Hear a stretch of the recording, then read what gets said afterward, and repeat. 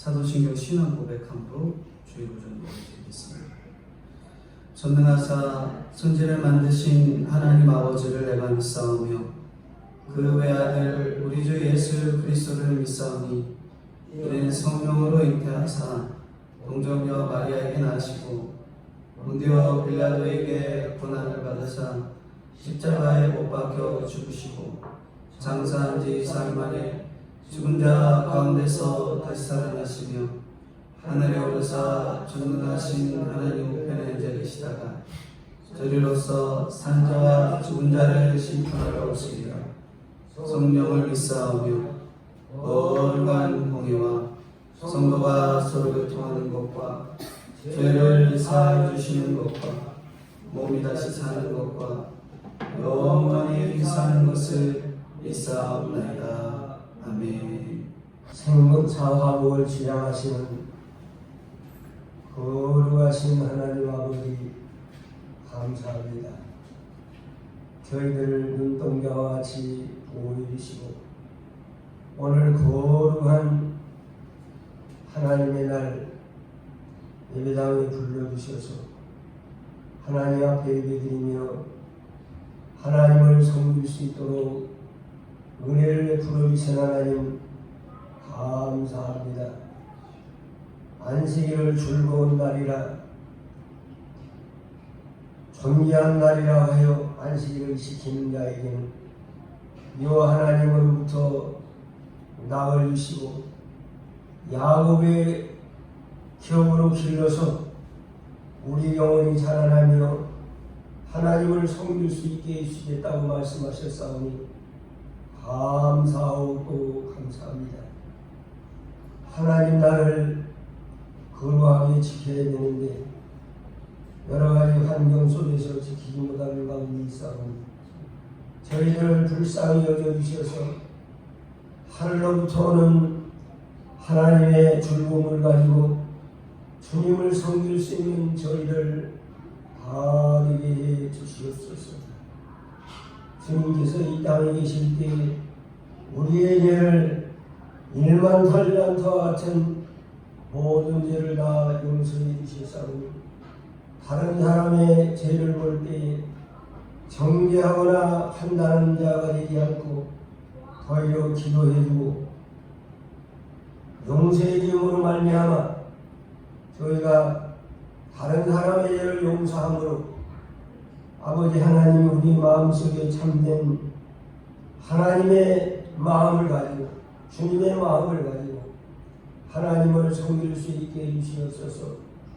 너희들의 중심으로 형제를 사랑하지 아니하는 하나님 앞에서 아버지 용서해 주시지 않는다고 말씀했사오니 항상 마음속에 죄를 볼 때 자기의 죄를 고백하여 주시고 다른 사람의 죄를 보고 판단하고 정죄하는 자가 되게 해 주시옵소서. 우리 속에 있는 들보를 날마다 빼버리고 주님을 섬김으로 말미암아 우리 마음속에 참된 평안과 참된 자유와 기쁨을 가지고 이 험악한 세상을 믿음으로 살아갈 수 있도록 은혜를 베풀어 주시옵소서. 이 한 시간도 하나님의 종을 세워주셨사오니 하나님의 말씀을 준비된 말씀을 전할 때 하나님의 말씀으로 받는 이 시간이 되게 해 주시옵소서. 그래서 말씀이 생명이 되고 능력이 되어서 날마다 힘있게 신앙의 발걸음을 걸어가는 저희들 다 되게 해 주시옵소서. 예배의 시종을 주께서 주관해 주시고 마귀의 기운을 다 물리쳐 주시옵소서. 예수님의 이름으로 기도드리옵나이다. 아멘. 성경 말씀 보겠습니다. 성경 말씀은 마태복음 19장입니다. 마태복음 19장. 마태복음 계속 이어집니다. 마태복음 19장 1절부터 12절까지 말씀입니다. 마태복음 19장 1절부터 12절까지.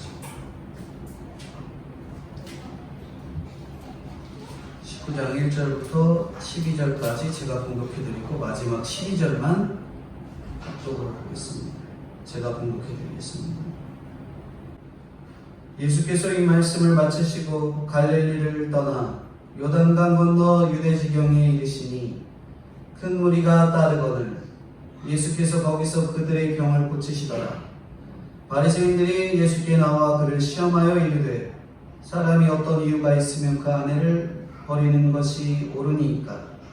예수께서 대답하여 이르시되 사람을 지으신 이가 본래 그들을 남자와 여자로 지으시고 말씀하시기를 그러므로 사람이 그 부모를 떠나서 아내에게 합하여 그 둘이 한 몸이 될지니라 하신 것을 읽지 못하였느냐. 그런즉 이제 둘이 아니요 한 몸이니 그러므로 하나님이 짝지어 주신 것을 사람이 나누지 못할지니라 하시니 여짜오되 그러면 어찌하여 모세는 이혼 증서를 주어서 버리라 명하였나이까. 예수께서 이르시되 모세가 너희 마음의 완악함 때문에 아내 버림을 허락하였거니와 본래는 그렇지 아니하니라. 내가 너희에게 말하노니 누구든지 음행한 이후에 아내를 버리고 다른 데 장가드는 자는 간음함이니라. 제자들이 이르되 만일 사람이 아내에게 이같이 할진대 장가들지 않는 것이 좋겠나이다. 예수께서 이르시되 사람마다 이 말을 받지 못하고 오직 타고난 자라야 할지니라. 12절 같이 보겠습니다. 어머니의 태로부터 된 고자도 있고 사람이 만든 고자도 있고 천국을 위하여 스스로 된 고자도 있도다. 이 말을 받을 만한 자는 받을지어다. 아멘. 오늘 마태복음 19장 1절부터 12절까지 하나님이 짝지으신 것을 지키라 하는 말씀으로 오늘 본문을 살펴보고자 합니다. 이혼을 하지 말아야 된다 하는 그런 내용들을 담고 있는 본문입니다. 누구나 교회를 다니기 전에 세상적으로 물질이 있고 외모가 출중하고 나한테 잘해주고 세상적으로 좋은 사람과 결혼을 했어요. 그렇게 결혼한 분이 예수님을 만나고 교회에 출석하다 보니까 믿음이 좋고 세상으로도 좋은 사람, 그런 사람이 교회에 와보니까 많은 것을 보면서 내가 왜 저런 믿음 없는 사람하고 결혼해서 살아야 할까 하면서 이혼을 해서 믿음 좋은 사람과 결혼하는 게 더 좋지 않은가, 이렇게 말하는 이들이 있지요. 많은 사람들이 불신결혼을 하고 있기 때문에 불신결혼을 하지 말라는 말에 거부감을 느끼는 게 사실입니다. 왜 나는 믿지 않는 사람하고 결혼해도 잘 살 수 있는데 그런 불신결혼 하지 말라는 말에 굉장히 거부감을 느끼죠. 근데 오늘 우리 성도에게 분명한 답이 필요합니다. 하나님이 짝지으신 것을 지키라 하시면서 오늘 몇 가지 교훈을 저희들에게 허락해 주시는데요. 첫 번째로 하나님이 짝지어 주신 것을 지키기 위해서 하시는 말씀이 있습니다. 하나님이 짝지어 주신 것을 지키기 위해서 첫 번째로 예수님을 따라야 한다 말씀하세요. 하나님이 짝지어 주신 부분은 예수님을 따르는 부부여야 돼요. 1절부터 3절인데 한번 읽어주시겠어요? 1절부터 3절. 예수께서 이 말씀을 마치시고 갈릴리를 떠나 요단강 건너 유대 지경에 이르시니 큰 무리가 따르거늘 예수께서 거기서 그들의 병을 고치시더라. 바리새인들은 예수께 나와 그를 시험하여 이르되 사람이 어떤 이유가 있으면 그 아내를 버리는 것이 옳으니까. 네. 여기 1절부터 3절에 예수님이 이 말씀을 마치시고 갈릴리를 떠났다 그러죠. 이 말씀은 뭐 잃은 양 찾기, 잃은 것씩 7번 용서하는 그 말씀을 마치신 후에 갈릴리를 떠나서 유대 지경에 이르렀다. 예수님은 십자가 지기로 결정하셨잖아요. 고난받고 죽임을 당하시고 사흘 만에 살아날 것을 실천하시기 위해서 예루살렘의 그런 유대 지경에 이르신 것이죠. 이때 큰 무리가 따르니까 예수님이 그들을 병을 고쳐주십니다. 예수님을 따르는 큰 무리가 있는 반면에 그 뒤에 나오는 바리새인들은 이혼의 문제로 예수님을 시험하고 있습니다. 예수님은 자기를 죽이려는 곳으로 가시면서도 사랑하는 많은 무리의 병을 고쳐주고 가시죠. 내가 힘들어 죽겠는데 어떻게 남을 신경 쓸 수 있을까? 내가 막 부도 나서 감옥에 갈 지경인데 남은 식구도 어떻게 걱정할 수 하겠어요? 내가 큰 병에 걸렸는데 어떻게 간병하는 배우자를 걱정할 수 있겠냐는 거죠. 그러나 신앙 고백이 확실하고 믿음이 확고해진 사람에게는 내가 그런 병에 걸렸어도 나를 사랑하는 식구들을 위해 대신 말씀을 살펴주고 그 말씀을 통해서 그 사람을 위로해주고 기도해주고 대신 그렇게 나눌 수 있어야 됩니다. 그 사람을 살리면서 가야지 감옥에 가게 됐어도 나보다 연약한 식구들이 감당할 짐 때문에 병을 고치면서 가야 되는 거죠. 예수님은 십자가 지러 가면서도 베드로가 대제사장의 종인 말고의 길을 배웠을 때 붙여주고 가셨잖아요. 이런 사람은 세상이 감당하지 못하기 때문에 부도가 나도 감옥에 가도 큰 병이 걸려도 여유가 있는 거예요. 예수님 같은 분이 여유가 있는 거죠. 믿는 사람은 종종 고난받는 것이 성도에게 축복이라고, 고난을 통해 예수님을 더 만날 수 있는 기회가 생기니까 그게 오히려 축복이라고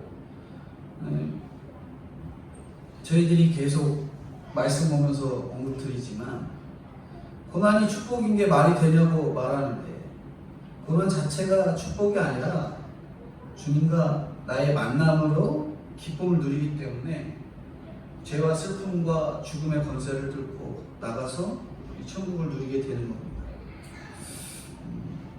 하나님이 짝지어주신 부부는 서로를 배려하고 서로를 위해서 성경을 늘 묵상해주고 상대방을 위해서 깨달아주고 연약한 자를 일으켜주는 것이 부부이지요.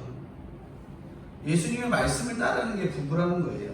부부가 너 먹고 나 잘 살고 네가 돈 벌어서 내가 잘 살고 그런 게 부부가 아니라는 겁니다. 서로의 연약함을 깨달아주고 그 연약한 부분들을 서로 채워주는 게 부부라는 거죠. 3절인데 바리새인들이 예수님의 함정을 빠뜨리려고 질문하는 거예요. 당시에는 어떤 이유로 이혼할 수 없다라는 부류가 있었고요. 그 부를 힐렐파라고 이야기하고, 가늠 외에는 이혼이 불가하다는 또 다른 파와 대립을 하고 있었죠. 그러니까 예수님이 이혼은 불가하다 하면은 그 전에 죄인은 친구다 라고 하던 그 예수님이 옛날에는 음행한 자도 고쳐주고 뭐한 사람도 해주고 그런 거 하더니 이혼이 불가하다고 하면은 이 예수님이 위선자가 아닌가, 또 이혼이 가능하다 하면 또 신학적으로 문제가 되는 상황이 된 거죠. 여기에 대한 답을 잘해야 하는 것이 당시에 세례 요한이 그때 당시 가장 높은 왕과 같은 헤로디아를 왕으로 삼았던 헤롯 왕에게 헤로디아를 왕으로 삼은 것을 가지고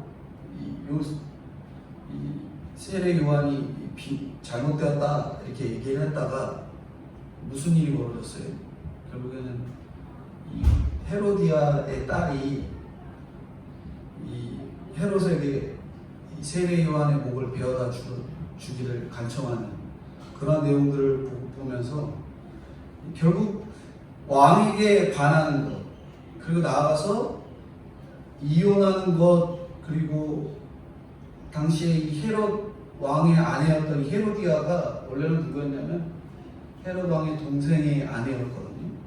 그러니까 이혼의 문제를 가지고 자꾸 언급하는 것, 그 당시에는 굉장히 위험한 일이었기 때문에 결국 예수님에게는 이렇게 말하건 저렇게 말하건 굉장히 이 목숨이 위협될 수밖에 없는 그런 상황이었다는 거죠. 그러니까 이혼이 잘못됐다고 말하는 것은 목숨을 걸고 말하는 것이 되는 거예요. 이렇게 모든 것을 갖춘 사람에게 이혼이 잘못되었다고 말하기가 참 어렵죠. 그래서 예수님에게 하는 그런 질문은 함정의 질문이었습니다. 예수님이 이렇게 사역이 진행되면서 두 부류가 나타나요. 한 부류는 예수님을 따르고 다른 한 부류는 예수님을 죽이려고 하는 거죠. 바리새인들은 예수님한테 점점 사람들이 모이는 것을 보니까 점차 예수님을 죽여야 되겠다라는 그런 마음을 잡습니다. 예수님을 따르는 부부가 있는가 하면 예수님을 시험하는 부부가 있는 거죠.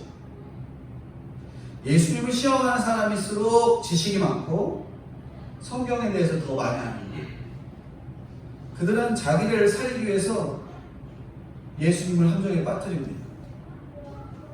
배운 사람들이 이혼을 하기 위해서 상대방을 올무와 함정에 빠뜨리죠. 배운 사람들이 이혼을 하기 위해서 그렇게 합니다. 증거 자료를 수집해갖고 위자료를 안 주려고 애를 쓰는 거예요. 이것이 바리새인들의 마음이 그와 같다라는 거예요. 어떻게 하면 저 사람이 잘못을 끄집어낼까 동의하면서 원수처럼 구는 거예요. 우리는 과연 어떤가 생각해 보셔야 됩니다. 예수님을 따르는 부부인가 아니면 예수님을 시험하는 부부인가. 오늘 우리가 신앙생활하면서 예수님을 따르는 부부인지 시험하는 부부인지 생각해 봐야 되는 거지. 이렇게 예수님을 첫 번째로 주님께서 짝지은 것을 지키기 위해 예수님을 따르라고 말씀합니다. 그러면 두 번째로 하신 말씀이 뭐냐면 예수님을 따르기 위해서 우리가 알아야 될 것은 결혼에 대해서 깊이 알아야 돼요. 부부가 결혼에 대해서 제대로 이해 못하면 부부로서의 역할을 온전히 못하는 거죠. 결혼은 새로운 창조의 일입니다. 그 결혼하는 것이 그냥 단순하게 네가 좋아서 인간적으로 좋아서 감정적으로 좋아서 하는 게 아니라 결혼은 하나님께서 창조의 이 원리를 부부에게 적용하신 거예요. 예수님은 창조 원리를 통해서 결혼의 참뜻을 말씀하는 거죠. 세상과 구별되어야 할 것 중에 가장 먼저 적용해야 하는 것이 바로 결혼이에요.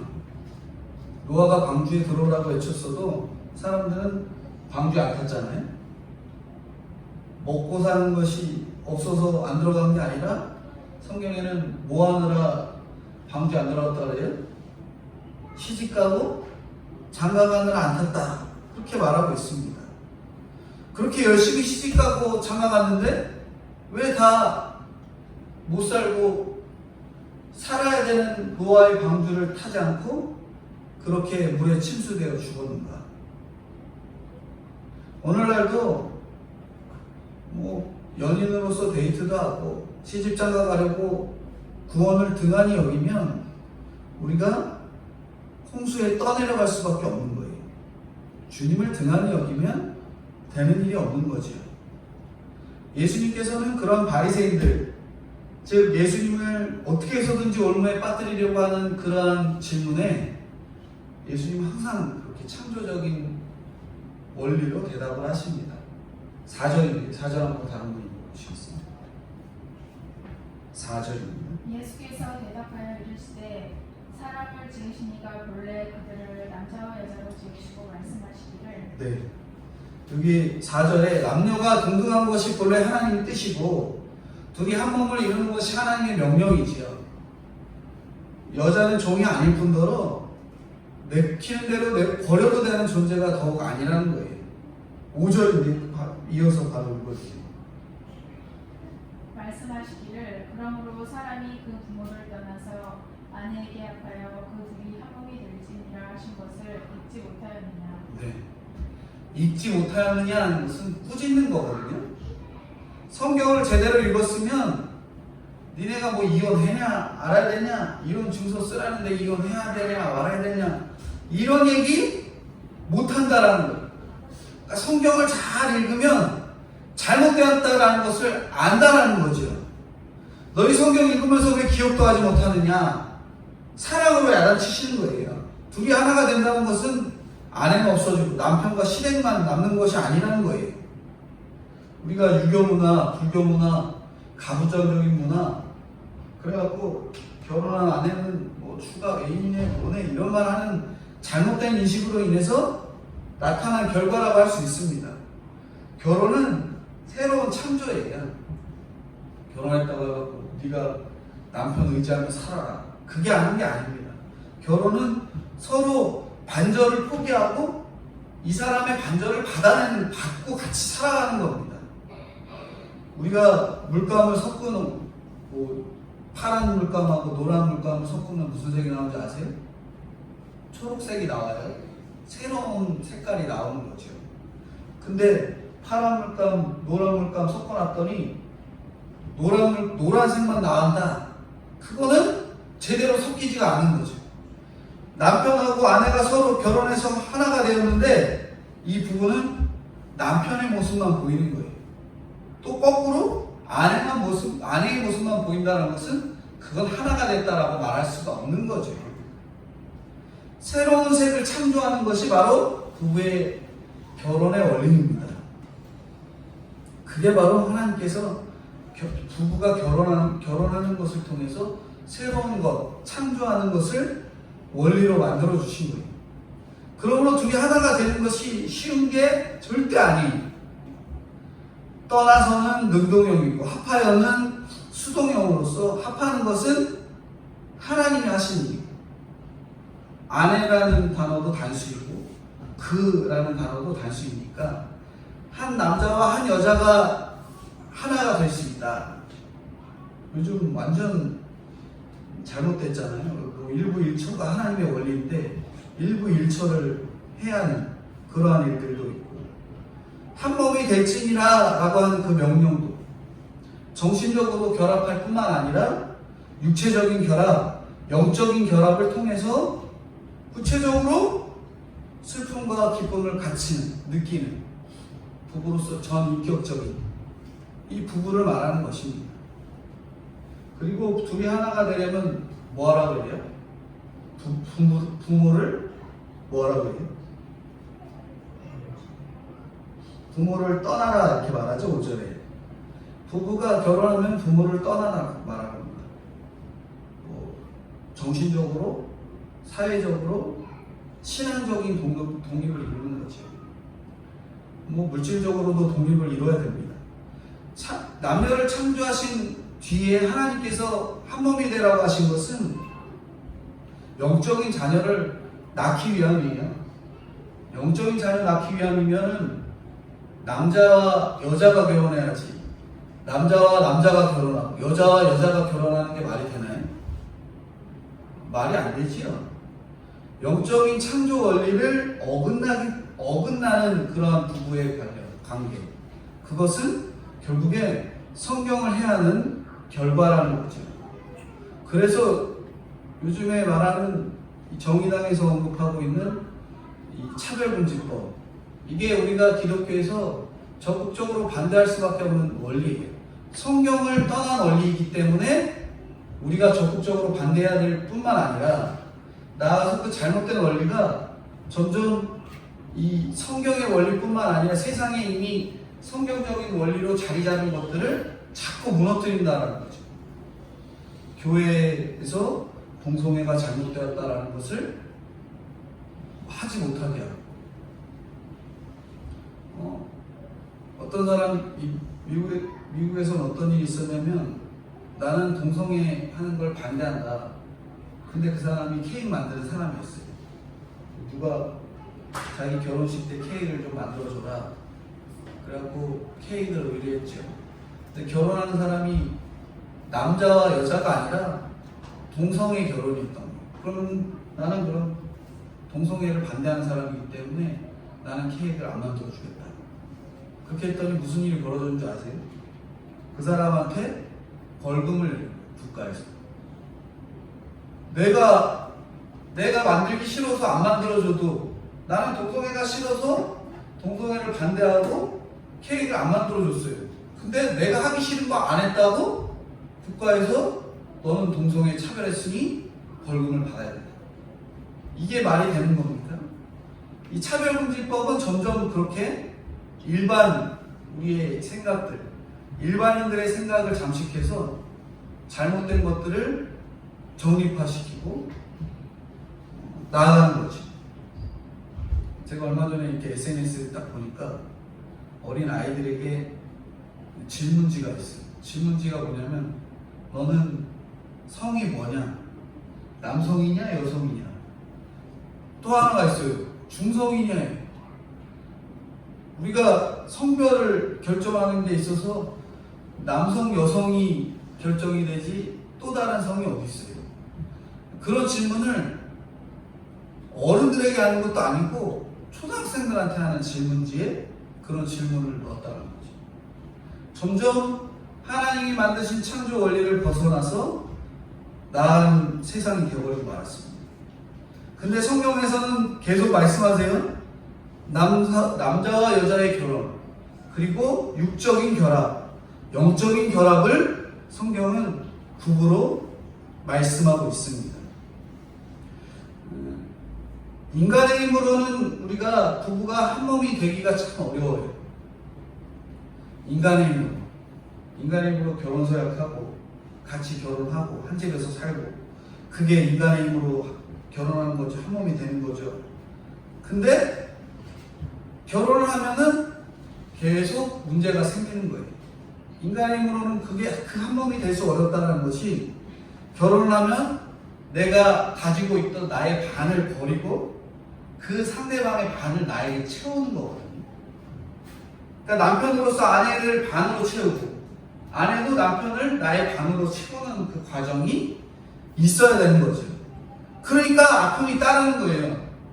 우리가 가갖고 어디 부러져갖고 어디 부분 이식을 해야 되고 다리를 갖다 붙여야 되고, 그러면 당연히 그 아픔의 과정이 있듯이 이 남편과 아내 이 부부 관계도 당연히 아픔이 따른 겁니다. 그래서 결혼의 목적이 행복이 아니고 거룩이라는 거예요. 우리가 뭐 사막에서 신비로 같이 오아시스 보듯이 그러한 결혼을 환상을 갖고 한다면은 우리가 실망이 굉장히 크게 됩니다. 둘이 한 몸이 되는 그 과정은, 한 몸이 되는 이 부부가 최고의 이 부부인 것이죠. 이렇게 해야 가정이 행복한 가정이 되고 건강한 가정이 되고 나아가 진짜 거룩한 가정으로 세워지게 되는 겁니다. 제가 말씀드렸듯이 결혼은 내 반절을 내려놓고 그 사람, 결혼하는 사람의 반절을 내 몸에 이식하는 것과 같은 거예요. 그러니까 엄청난 것들을 내려놔야 되죠. 내가 그동안 해왔던 것들, 내가 하고 싶었던 것들, 즐겼던 것들, 그런 것들을 다 내려놓는 과정들이 필요합니다. 그러면서 내가 왜 결혼해갖고 이렇게 내가 하고 싶은 거 하나도 못하고 사냐, 그러면서 불만하는 게 아니라 그게 진짜 부부로서 내 반쪽을 채우는 그 과정임을 인식한다면 그게 진짜 건강한 가정이 되는 것이죠. 6절인데요. 6절 한번 읽어보세요. 그런즉 이제 둘이 아니여 한 그러므로 하나님이 짝지어 주신 것을 사람이 나누지 못할지니라 하시네. 네, 짝짓는다라는 것은 함께 멍에를 맨다라는 거예요. 같은 목표를 바라보면서 무거운 짐을 지고 가는 거죠. 구약에서 동일한 동물끼리 멍에를 매라고 하고 있거든요. 이 불신결혼을 하지 말라는 말이 바로 거기서 나온 겁니다. 동일한 종끼리 짝을 지어서 멍에를 매게 하는 거예요. 소와 사자가 같이 맬 수 없고 소와 쥐가 같이 멍에를 맬 수 없다는 거죠. 그러니까 어떻게 결혼해야 하나? 초대 이 기독교 신자들은 선교하는 마음으로 불신자들과 결혼을 했어요. 그렇게 불신자들과 시집 장가를 갔습니다. 그러나 지금은 그것을 합리화시키면서 불신 가정에 시집 장가를 가면은 안 된다라는 거죠. 돈과 재력을 보고 가기 때문에 그렇습니다. 모세가 이스라엘 백성에게 가나안 여인과 결혼하지 말라 이렇게 하면서 그러면 하나님께서 1000대까지 인애를 베풀 것이다. 신명기 7장에 1절부터 11절까지 이렇게 나오는 본문에서 말씀하는데 반대로 그렇지 않으면 이스라엘이 저주를 받을 것이다. 이렇게 말씀합니다. 그러면 이 말씀을 잘 지키면 복을 주신다라는 거죠. 그 복은 우리가 말하는 육신적인 복이 될 수도 있겠지만 참 영적인 복을 말씀합니다. 결혼해서 전도한다는 명목으로 불신 결혼을 합리화하지 않는 저희가 돼야 되는 거죠. 불신 결혼한 사람들이 대부분이 그렇게 제일 힘들어하는 것. 그 사람의 반쪽을 제대로 이식을 하지 못하는 것. 좋은 성격, 좋은 모습, 환경 다 있어도 그 사람이 예수 믿지 않기 때문에 나는 예수 믿고 그 사람은 믿지 않기 때문에 결국 어떻게 되는 거예요? 내 반으로 이식할 수가 없는 거예요. 내가 받아들일 수가 없는 거죠. 교회도 가기 힘들고 신앙생활 하기도 힘들고 말이 안 통하는데 어떻게 그게 다 이식이 되겠어요? 그러니까 불신결혼에 대해서 합리화하지 않도록 우리가 끊임없이 힘을 쓰시고 그렇게 짝지은 것을 불신결혼함으로 우리가 이 거리를 두고 특별히 결혼이 창조의 원리이기 때문에 내가 뭔가를 만들어내는 원리이기 때문에 나랑 하나도 맞지 않는 사람하고 저도 그런 것 같습니다. 저희 집사람하고 처음 결혼하기 전에는 참 맞는 게 많이 있다. 좋아하는 게 참 비슷하고 성향도 비슷하고 참 많이 있다. 그래서 결혼해갖고 우리는 참 잘 살 거야 기도하면서 잘 살 거야 라는 그런 마음으로 결혼했는데 막상 부딪히는 일들이 결국엔 많이 있다라는 거죠. 나중에 보니까 이 성향도 다르고 저 성향도 다르고 이것도 다르고 저것도 다르고 근데 우리가 결혼하는데 너는 이거 다르니까 나는 이거 다르니까 우리 그만 살고 딱 헤어지자 이러면은 그게 해결이 되는 거예요? 그게 전혀 해결이 될 수 있는 문제가 아니거든요. 결혼은 창조라는 것이 그겁니다. 내가 그전에는 도저히 내려놓지 못했던 것들을 내려놓을 때 보이는 것들이 새롭게 보이는 것들이 그때 보이기 시작하는 거예요. 도저히 내려놓지 못하는 것들을 내려놓기 시작하면 우리가 새로운 것들이 보이는 것처럼 결혼을 하고 서로의 것들을 반쪽을 포기하고 서로가 하나가 될 때 진짜 온전한 방향, 그러니까 구원에 대한 온전한 방향이 보이기 시작한다는 거죠. 마지막 세 번째로 하나님께서 짝지은 것을 지키기 위해서 우리가 해야 될 것, 그것은 깨달아야 될 것은 바로 결혼의 목적이 이 거룩임을 우리가 깨달아야 된다는 겁니다. 이게 굉장히 중요해요. 결혼의 목적이 거룩입니다. 내가 잘 먹고 잘 살아야 되겠다. 이러한 것으로 했다가는 둘이 몇 년 안 가서 싸우고 너 죽네 나 죽네 하고 이혼하네 안 하네 하고 그럴 과정이 반드시 오게 되는 거예요. 그러니까 신앙생활 하다 보면은 부부간의 문제가 있기 마련이에요. 오늘 결혼하고 우리는 평생 싸웠네 안 싸웠네 하는 사람들이 있는데 우리가 안 싸우면은 서로를 알 수가 없거든요. 그러니까 평생 안 싸웠다 하는 사람들은 서로를 그냥 참아주고 인내하고 넘어간 사람들이 대부분 안 싸운 사람들이에요. 근데 서로를 이해해주고 서로가 이 행복이 아닌 거룩으로서의 방향을 딱 잡기 시작하면은 이제 바로 인정하게 되는 거예요. 7절인데요. 한번 7절에 읽어주세요. 그러면 어찌하여 모세는 이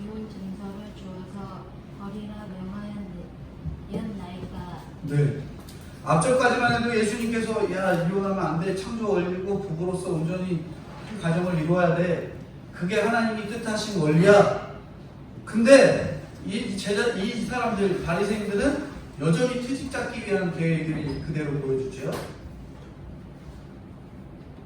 여기 다른 이 본문을 가지고 다른 본문을 보면 어찌하여 그녀를 내어버리라 이렇게 난 말로 되어 있거든요. 여기 7절에 여짜오되 그러면 어찌하여 모세는 이혼 증서를 주어서 버리라 명하였나이까. 어찌하여 그녀를 내어버리라 이렇게 되어 있습니다. 버림당하는 입장이 여자라는 거예요. 신명기에는 아내에게 수치되는 일이 있으면 내보내라 이렇게 얘기하는 거죠.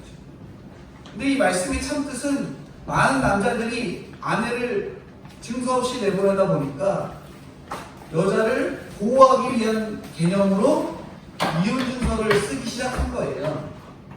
이혼 증서를 왜 쓴다고요? 이혼을 하면 아내가 위험하기 때문에. 어떤 개념이냐면요, 당시에 여자가 남편한테 쫓겨나면 재산도 없죠, 생활력도 없어서 다른 남자랑 재혼하잖아요. 근데 재혼을 하면 이 여자가 재혼을 했을 때 전 남편이 이 재혼한 이 여자를 고발을 하면 무슨 죄가 성립이 되냐면 간음죄가 성립이 되는 거예요. 당시 이스라엘 사람들이 간음죄는 뭐 하는 거예요? 돌로 쳐 죽이는 거였잖아요. 그러니까 이혼 증서가 없으면 전 남편이 저 여자 죽이고 싶으면 그냥 고소하는 거예요. 간음죄를. 죽임을 당해도 할 말이 없는 상황이 벌어진 거죠. 그래서 이혼 증서를 써주면 재혼할 수도 있고 그 사람이 살 수 있으니까, 쉽게 말하면 여자를 보호하기 위해서, 보호 차원에서 이런 법을 예수님께서 제정했다라는 거예요. 8절이고요. 8절 같이 읽겠습니다. 예수께서 이르시되 모세가 너희 마음의 완악함 때문에 아내 버림을 허락하였거니와 본래는 그렇지 아니하니라. 본래는 그렇지 않다. 본래의 정신은 우리가 잘 알아야 돼요. 우리가 부모님이 자녀들 놔두고 집을 딱 비울 때 큰애한테 야 동생 말 안 들으면은 혼내줘라, 그렇게 부모가 자녀에게 말하러 가요. 근데 부모의 원래 마음은 뭐예요? 야 네가 동생 때리는 게 아니라 동생을 사랑으로 잘 돌봐줘라, 이런 개념으로 부모가 자녀에게 동생이 좀 말 안 들으면 그렇게 해라 이렇게 알려주는 거잖아요. 그걸 우리가 본래의 뜻으로 잘 이해해야 되는데, 이렇게 이혼 증서를 내주는 것이 부모의 본래 마음을 무시하고 뭐 하는 거예요? 형이 동생 말 안 듣는다고 죽살을 펴놓는 거예요. 그게 바로 이혼 증서의 개념인 겁니다. 이혼 증서는 사람의 완악함 때문에 나왔는데 오히려 이혼을 장려하고 합리화하는 것으로 이용된 것을 말한 거예요. 창세기에는 이혼이 있어요, 없어요? 창세기에는 이혼이 없거든요.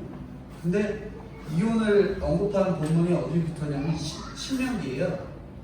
근데 신명기 가서의 이 법을 줬다는 것은 죄가 관영해진 그 시대, 신명기 그 시대에 가야 이 법을 준 것은 이 법을 장려할 것이 아니라 원래는 과거로 돌아가요. 그러한 의미를 갖추고 있다는 것이죠. 9절에서 음행, 9절인데 9절 같이 읽겠습니다. 내가 너희에게 말하노니 누구든지 음행한 이유 외에 아내를 버리고 다른 데에 장가드는 자는 간음함이니라. 여기 음행이라는 것은 이 정혼을 해서 정혼한 기간 중에 부정한 관계, 뭐 근친혼이나 무분별하고 회개가 없는 성생활, 그것들을 의미합니다. 여기 음행이라는 것은 단번의 의미, 단번의 부정행위를 음행이라고 하지 않는 거예요. 그러니까 본처나 본부를 버리고 시집장가하는 자도 음행하는 거죠. 여기서 버리고와 버림받고는 의미가 다릅니다. 그러면 가능하면 이혼할 수 있는가? 가능하면 이혼할 수 있어요? 뭐 물론 이혼할 수 있는 거죠. 근데 배우자가 장기간 뭐 이단에 빠졌거나 행방불명이 됐을 때 이혼하기도 하잖아요. 근데 이런 경우 교회에서 뭐 치리하지 않잖아요. 하나님께서는 차선을 허락하시지만 정말 원하는 것이 무엇인가? 이혼으로 끝나게 하는 것이 아니라 여기서 파급된 문제가 이제 꼬리를 물고 이어지는 거죠.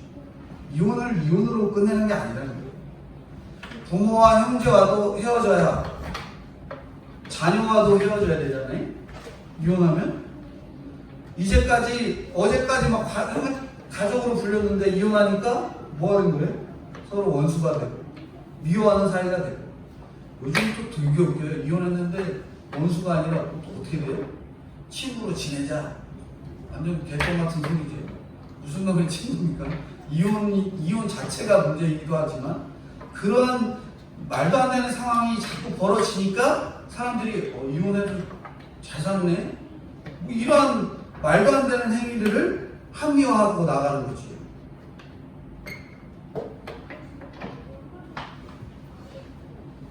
이런 이혼이 결국엔 뭐가 문제가 되냐면 자녀에게 대물림이 되는 겁니다. 그렇기 때문에 우리가 입에서 다지도 말아야 돼. 우리 그만 살자, 뭐 하자. 이런 말 부부로서 하면 절대 안 되는 거고요. 그렇게 자녀들에게 대물림 되지 않도록 우리가 가정을 지켜야 되는 거예요.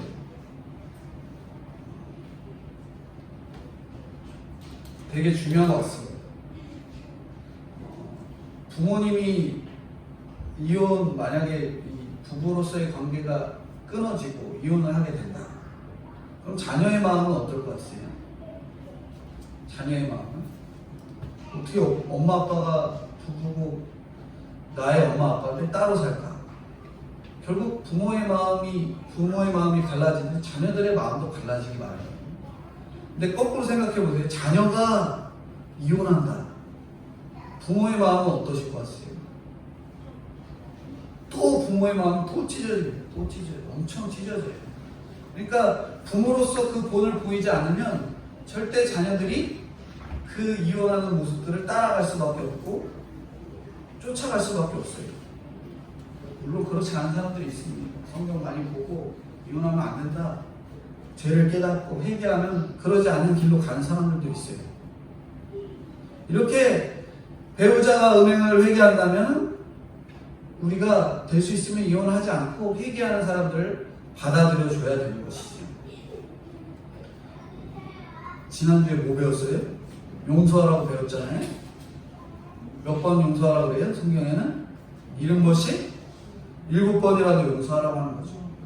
주님은 이렇게 간음은 싫어하시지만 사마리아 여인을 용서하신 것처럼 우리가 이 자기의 죄를 보고 회개하는 자들에게 용서를 허락하십니다. 그렇게 예수님의 계보에는 어떤 사람들이 올라와 있어요? 미혼모도 올라와 있고요. 기생도 올라와 있고요. 그런 사람들이 성경의 계보에 올라와 있습니다. 오늘날 우리가 회개하면 받아들여 주시는 거죠. 그러므로 이혼하지 말라는 거예요. 이혼하지 말라. 10절입니다. 10절 다음 한번 읽어주시죠. 제자들이 이르되 많은 사람이 아내에게 이것을 전되 장가들지 않는 것이 좋겠나이다. 네, 예수님께서 이제 잘 가르쳐놨어요. 야, 이혼하지 말아라. 결혼하고 신앙생활 잘하고 부부로서 반쪽을 포기하고 서로 하나가 되는 거다. 그렇게 알려줬더니 제자들 뭐라 그래요? 그럼 결혼 안 할래요? 제자들 보니까 예수님 얼마나 답답했겠어요? 그럼 저 결혼 안 할래요. 그러고 있는 거예요. 이혼 못하면 결혼 안 하겠습니다. 이러고 있는 거죠. 마치 이혼이 전제된 결혼을 하는 듯하는 그러한 표현을 하고 있습니다. 당시 신명기 24장 말씀을 악용해서 밥만 태워도 아내로서 수치스럽다 하면서 나 이혼하자. 그렇게 해서 내쫓았거든요.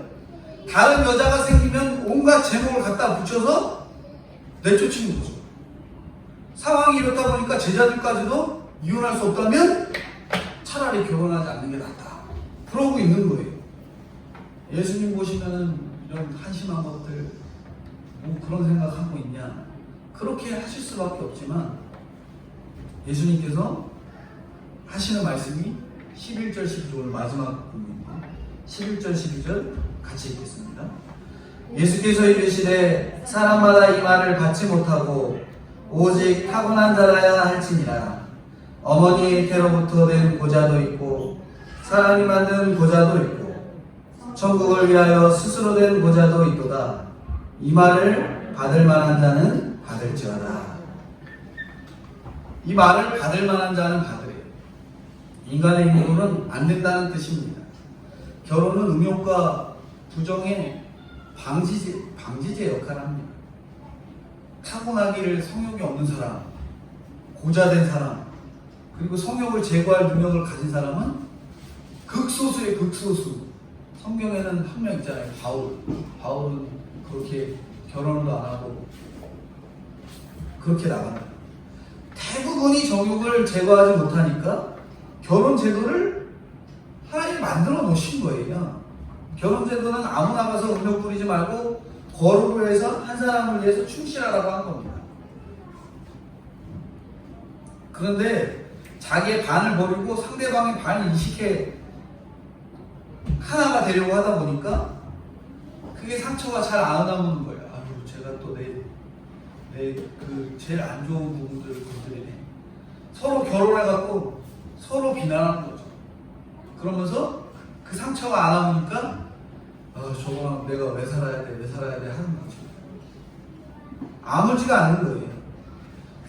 서로 버리고 다른 것을 채우려면 끊임없이 그 상처가 덧나고 회복되고 덧나고 회복되는 그 과정들이 있어야 됩니다. 내가 얼마나 포기하지 못하고 받아들이지 못하는가 하는 것이 받아들이지 못하는지를 보게 하는 것이 바로 결혼이에요. 내가 그동안 포기하지 못했던 것, 그것들을 바라보게 하는 것. 내가 포기하지 못하고 받아들이지 못했던 것들을 보게 하는 것이 결혼인 거죠. 주님은 결혼을 통해서 우리를 하나님의 사역에 동참하게 하십니다. 그래서 결혼을 끝까지 유지하는 것이 이 복이라는 거예요.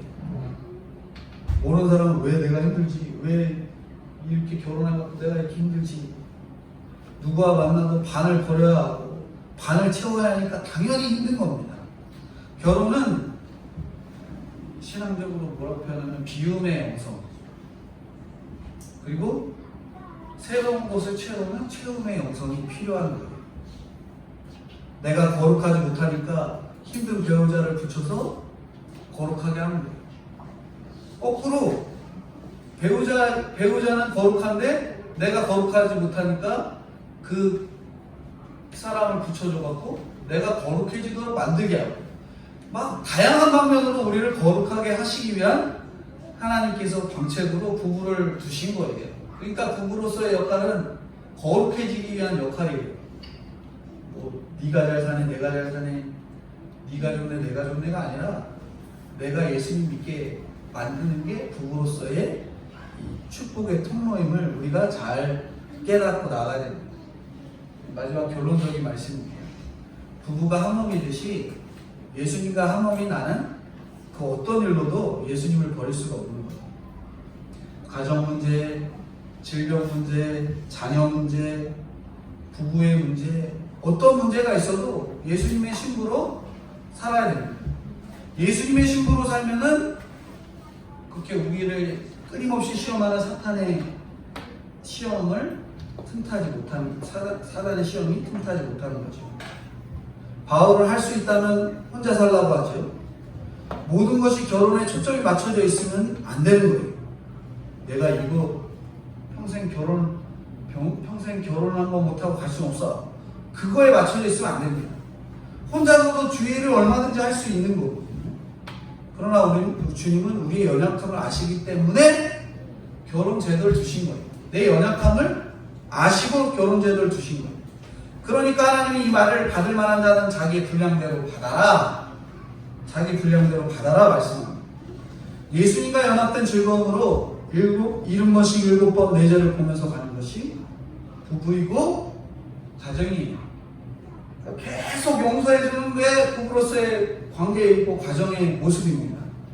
힘든 결혼 생활 해서 흘리는 내 눈물이 주님께서 다 아시는 거예요.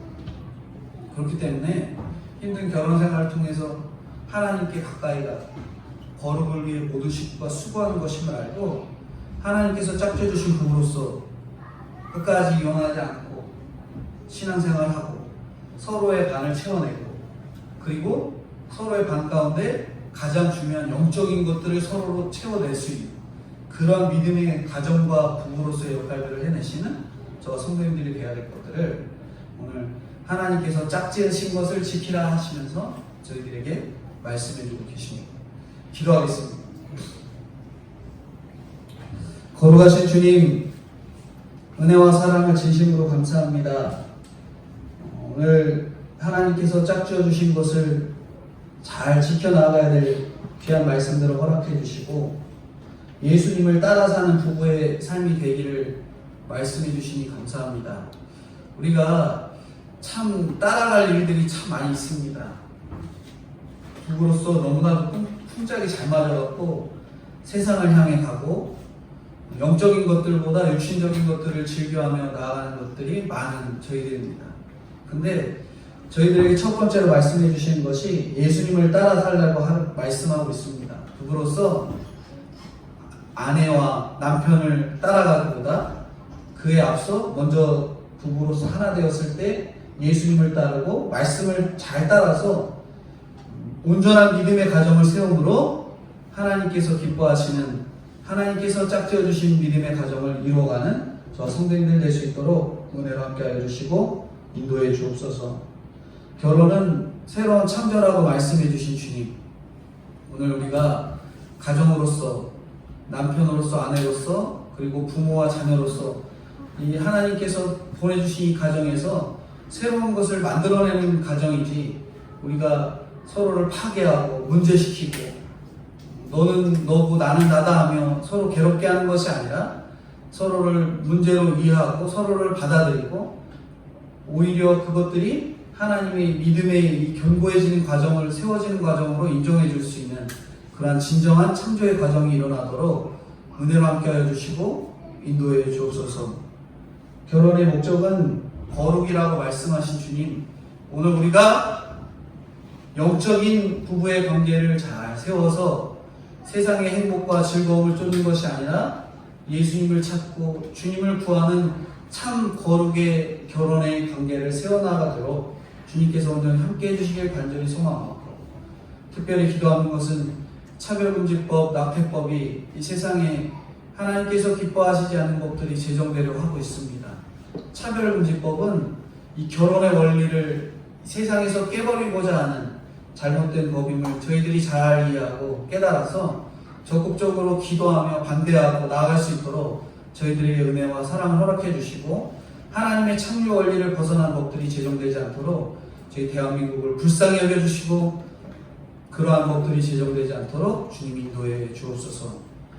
특별히 기도하는 것은 코로나 바이러스로 인해 교회들이 흔들리고 특별히 수많은 사람들이 흔들리고 있습니다.